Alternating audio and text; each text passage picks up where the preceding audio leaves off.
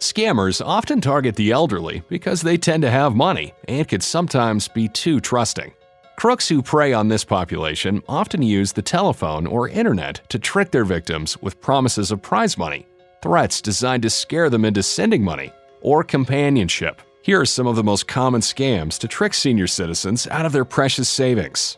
Medical-related scams are used to steal money or personal information. The crooks behind these scams will tell their victims that they are collecting unpaid medical bills or that they need personal information, such as social security or financial account numbers to process claims. They may also claim that they can reduce prescription bills by hundreds or thousands of dollars. Computer-related scams can include unsolicited claims that your computer has problems, the spreading of malware via attachments or bad links, and phishing for personal information, such as account or credit card numbers.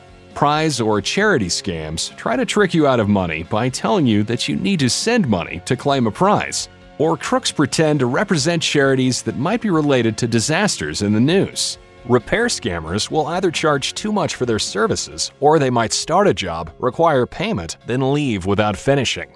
IRS or utility scams happen when you get a call or email threatening that unless you make immediate payments, you will be jailed or have your services cut off. Scams of the heart include things like the grandchild scam or sweetheart scam. These include someone portraying a family member who has fallen on hard times and needs you to send money fast, or a new romantic interest who wants you to send them money. What can you do?